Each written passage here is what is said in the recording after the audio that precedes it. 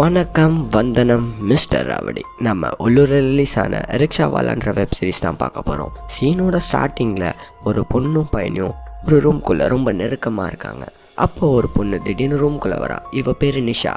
இவ தான் நம்ம சீரிஸோட ஹீரோயின். இந்த பொண்ணு அந்த பையனை பார்த்துட்டு அழுதுட்டு போயிட்டுருக்க. அப்போ தான் ஒரு விஷயம் புரியுது. இந்த பொண்ணு அவன் காதலி. அப்போ அவன் கூட நெருக்கமாக இருந்தது கள்ள காதலின்னு சொல்லிட்டு அந்த பொண்ணு நேராக ஒரு ரிக்ஷாக்காரங்கிட்ட இந்த அட்ரஸ்க்கு போக முடியுமான்னு கேட்க, அவனும் வாங்க போகலான்னு சொல்லிட்டு நேராக அவங்க வீட்டில் போய் இறக்கி விட்றான். இந்த பொண்ணு அவசரத்தில் என்ன பண்ணணும்னு தெரியாமல் காசு அதிகமாக கொடுத்துட்டு அவளோட ஃபோனையும் அங்கேயே வச்சுட்டு போகிற. அப்போ தான் அந்த ஃபோன் அடிக்குது.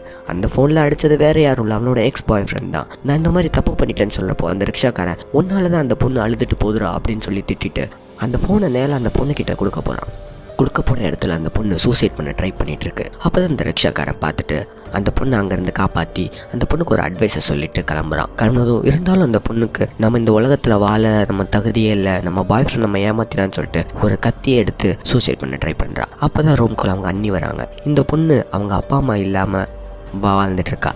அவங்க அண்ணனும் அவங்க அண்ணி தான் இந்த பொண்ணை பார்த்துக்கிறாங்க. அதனால் அவங்க அண்ணி என்னம்மா ஆச்சுன்னு கேட்கப்போ, ஒன்றும் இல்லை நீ சும்மா தான் இருந்தேன்னு சொல்லிட்டு அந்த கத்தியை பின்னாடி மறைச்சிட்டு எதுவும் தெரியாத மாதிரி காட்டிக்க. கடைசியில் அந்த அண்ணி அந்த பொண்ணை தூங்க வச்சுட்டு அங்கேருந்து கிளம்புறாங்க. இருந்தாலும் இந்த பொண்ணுக்கு மன உளைச்சலுக்கு ஆளானனால நம்ம சூசைட் பண்ணியே ஆகணும்னு சொல்லிட்டு ஒரு பாலத்து மேலே ஏறி நின்று சூசைட் பண்ணுற விழுறப்போ அந்த டைமில் கரெக்டாக நம்ம ஹீரோ அதாவது இந்த ரிக்ஷாக்காரன் காப்பாற்றிட்டு என்னதாம்மா பிரச்சனைன்னு கேட்க, அதுக்கு அந்த பொண்ணும் என் பாய் ஃப்ரெண்ட் என்னை ஏமாற்றிட்டு போயிட்டான், அதனால தான் நான் சூசைட் பண்ண ட்ரை பண்ணுறேன்னு சொல்ல, அதுக்கு அந்த ரிக்ஷாக்காரனும் அந்த ஏமாற்றிட்டு போன அந்த பாய் ஃப்ரெண்டுக்காண்டி நீ சூசைட் பண்ணுறியா இல்லை உங்கள் ஃபேமிலிக்காண்டி நீ உயிர் வாழணும்னு ஆசைப்படுறியா அப்படின்னு கேட்டு, நீ இறந்து போனால் அந்த உலகம் உன்னை தப்பாக சொல்லாதாமா அப்படின்னு சொல்லிட்டு ஒரு அட்வைஸை போட்டு அந்த பொண்ணு மனசை மாற்றி அந்த பொண்ணுக்கு இவன் ஹீரோவாக நல்லா கண்ணுக்கு தெரிய அங்கேருந்து கிளம்புறாங்க. 2 பேரும் கிளம்புனதும் அந்த பொண்ணு அவனோட எக்ஸ் பாய் ஃப்ரெண்ட் கூட ரெஸ்டாரண்ட்டில் மீட் பண்ணி அந்த எக்ஸ் பாய் ஃப்ரெண்ட் இந்த பொண்ணை இந்த நிஷாவை நீயும் நானும் ஒன்றா இருந்த ஃபோட்டோ எல்லாம் நான் வெளியே விட்டுருவேன் பிளாக்மெயில் பண்ணிவிட்டு அந்த பொண்ணை திட்டிகிட்டு இருக்க. அப்போ தான் நம்ம ஹீரோ ரிக்ஷாக்காரன் அந்த பொண்ணை காப்பாற்றினதும் அந்த எக்ஸ் பாய் ஃப்ரெண்ட் இவன் தான் உன்னை காப்பாற்றுறான், அந்த ரிக்ஷாக்காரன் இவன்லாம் ஒரு ஆளான்னு சொல்லிட்டு அந்த பொண்ணை கேட்க, இவன் நான் பேசுகிற மாதிரி இங்கிலீஷ் பேச முடியுமான்னு சொல்லிட்டு கேட்க, அப்போ தான் அந்த ரிக்ஷாக்காரனும் அதுக்கு சரியான பதிலாக இங்கிலீஷ்லேயே சொல்ல இந்த பொண்ணு பார்த்துட்டு மிரண்டு போய் அவன் மேலே பெரிய ஒரு மரியாதை கிரியேட் ஆயிடுச்சு.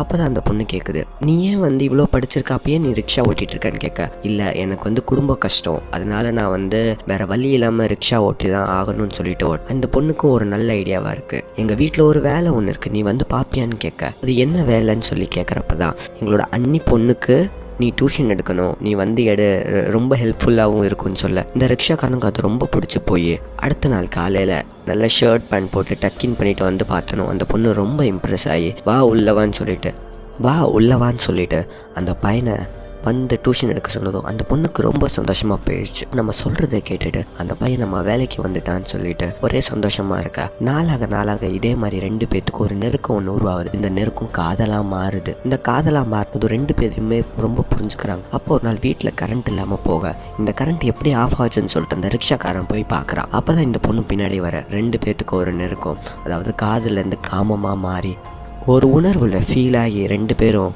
கலவையில் இருக்க. இதை அண்ணி தெரியாதனமாக பார்த்ததும் உடனே அவங்க ஹஸ்பண்ட் கிட்ட அதாவது அந்த பொண்ணோட அண்ணன் கிட்ட இவன் பண்ணுறதெல்லாம் சரியில்லை, இவளுக்கு சீக்கிரமாக ஒரு கல்யாணம் பண்ணணும்னு சொல்லிட்டு அவங்க அண்ணன் கிட்ட சொல்கிறா. அண்ணன் கிட்ட சொன்னதும் அவங்க அண்ணனும் கண்டிப்பாக இவளுக்கு நம்ம ஒரு கல்யாணம் பண்ணாதான் நம்ம கரெக்டாக செட்டில் ஆக முடியும், இந்த பொண்ணு பேரில் தான் எல்லா சொத்துமும் இருக்குது, அதுக்காண்டி தான் அவங்க அண்ணன் இந்த தங்கச்சியை வச்சிருக்கா. இந்த விஷயம் அவங்க தங்கச்சிக்கு தெரியாது. இந்த அண்ணனும் அண்ணியும் பிளான் பண்ணி இவளை எப்படியாவது நம்ம கட்டி கொடுத்துரு, அந்த சொத்தெல்லாம் நம்ம எடுத்துக்கணும்னு சொல்லிட்டு பிளான் பண்ணிட்டு இருக்க. ஆனால் இந்த அண்ணி அவங்க அதுக்கு மேலே இவருக்கு 4 அடி பஞ்சு அவங்க 8 அடி பாய்வாங்க போல். அவங்க அண்ணி ஒரு பாய் ஃப்ரெண்டோட ஜாலியாக இருக்க. அந்த பாய் ஃப்ரெண்டை தான் இந்த பொண்ணுக்கு கட்டி வைக்கலான்னு புருஷன்கிட்ட சொல்ல, இதில் இவ்வளோ என்ன மர்மங்களாக இருக்குன்னு சொல்லிட்டு அந்த ரிக்ஷாக்காரனும் தெரியாத மாதிரி எல்லா நாளும் அந்த பொண்ணு கூட ஜாலியாக இருந்துகிட்ருக்க. அப்போ தான் ஒரு முடிவு கட்டுறாங்க. ஒரு நாள் அந்த பொண்ணோட அண்ணனும் அண்ணியும் இந்த ரிக்ஷாக்காரனை வர சொல்லி ஒரு டீலை பேசுகிறாங்க.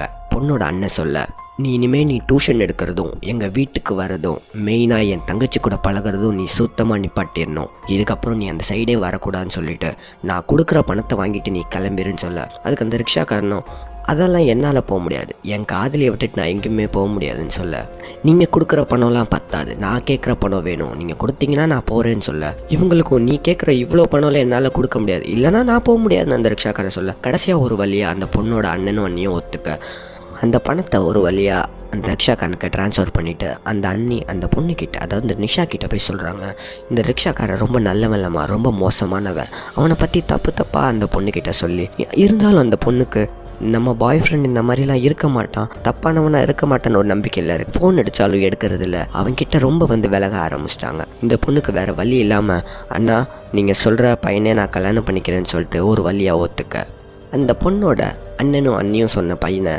அந்த பொண்ணை பார்க்க இன்றைக்கி வரான். அவன் வந்ததும் பொண்ணை பார்த்துட்டு எனக்கு ரொம்ப பிடிச்சி போயிடுச்சுன்னு சொல்ல, ஆனால் அந்த அண்ணி அந்த பையனை பார்த்துட்ருக்க. அப்போ தான் ஒரு விஷயம் புரியுது. இந்த அண்ணியும் அந்த பொண்ணுக்கு பார்த்த மாப்பிள்ளையும் 2 பேரும் ஆல்ரெடி ஒரு லிங்க்கில் இருக்காங்கன்னு சொல்லிட்டு அது ஒரு பெரிய கதையாக போயிட்டுருக்க.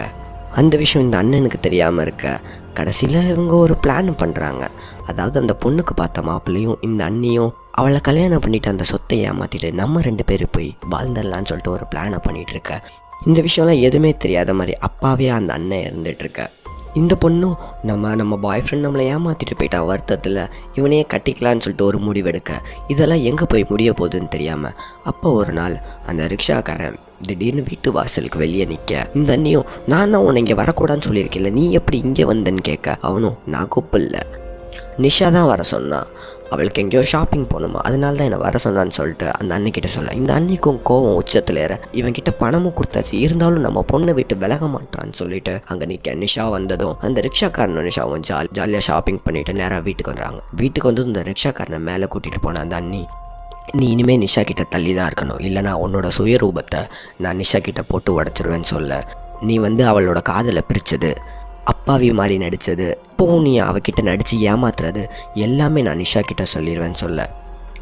அவனும் நீங்கள் மட்டும் ரொம்ப நல்லவங்களா, நீங்கள் பண்ணதை நான் உங்கள் புருஷன்கிட்ட சொல்லட்டான்னு சொல்லிட்டு 2 பேரும் மாற்றி அவங்களோட சீக்ரெட்டை சொல்லிகிட்டு இருக்கப்போ அப்போ தான் ரிக்ஷாக்காரன் ஒரு செக் ஒன்று வைக்க. எனக்கு பணம் மட்டும் பத்தாது, நீங்களும் செம்மையாக இருக்கீங்களா, உங்கள் கூடயும் நான் ஒரு நாள் இருக்கணும்னு சொல்ல. இந்த அன்னிக்கும் இவனை எப்படியாவது போட்டு தள்ளிடணும்னு இருக்க. இருந்தாலும் கடைசியில் அந்த ரிக்ஷாக்காரனோட ஒத்து போய் 2 பேரும் கலவையில் ஈடுபட்டுருக்க. இதோட சீனை கட் பண்ணால் அடுத்த நாள் காலையில் நிஷா முதலிரவுக்காண்டி ஒரு ரூமில் வெயிட் பண்ணிகிட்ருக்க. அப்போ அந்த ரூம்குள்ளே மாப்பிள்ளை வருவாங்கன்னு பார்த்தா அந்த ரிக்ஷாக்காரன் ஃபுல் போதையில் உள்ளே வரான். உள்ளே வந்துட்டு, நிஷா உன்னால் என்னை மறக்க முடியல, நானும் உன்னை மறக்க முடியல, நம்ம 2 பேரும் ஏன் சேரக்கூடாதுன்னு ஒரு போதையில் சொல்ல. இந்த நிஷாக்கும் இவன் கூட இருந்த பழைய ஞாபகங்கள்லாம் இவன் கூட நெருக்கமாக இருக்க. அப்போ தான் ஒரு ஃப்ளாஷ்பேக்கை காட்டுறாங்க. இந்த ரிக்ஷாக்காரன் அந்த அண்ணியோட கலவையில் ஈடுபடும் போது உங்ககிட்ட இருந்த ஃபுட்டேஜும் நீங்கள் வேற ஒருத்தர் கூட இருந்த ஃபுட்டேஜும் என்கிட்ட இருக்குது, அதை நான் வெளியே விட்டேன்னு வச்சுக்கோங்களேன், நீங்கள் தாங்க மாட்டீங்க, அதனால நீங்கள் மட்டும் எனக்கு பத்தாது, நிஷாவும் எனக்கு வேணும்னு சொல்லிட்டு அந்த மாப்பிள்ளையை எப்படியாவது தள்ளி வச்சுட்டு நான் தான் அந்த நிஷா கூட வாழணும்னு சொல்லிட்டு ஒரு டீலை போட்டு உள்ளே போகிறான். உள்ளே போனதும் அந்த நிஷாவும் அந்த ரிக்ஷாக்காரனும் ரொம்ப சந்தோஷமாக இருக்க. இதை யாருமே தெரியாத மாதிரி ஒருத்தர் வீடியோ எடுக்க. இதோட இந்த சீசன் முடியுது. இந்த வீடியோ எடுத்தது யாருன்னு சொல்லிட்டு அடுத்த சீசன் வந்ததுக்கப்புறம் தான் தெரியும். இதோட இந்த வீடியோ முடியுது. இந்த மாதிரி வீடியோஸ் உங்களுக்கு வேணும்னா நம்ம சேனல் லைக் பண்ணுங்கள், மறக்காமல் சப்ஸ்கிரைப் பண்ணிடுங்க. உங்களுக்கு பிடிச்ச சீரீஸை நம்ம தமிழில் ரிவ்யூ பண்ணுன்னா மறக்காமல் கமெண்ட் பண்ணிடுங்க.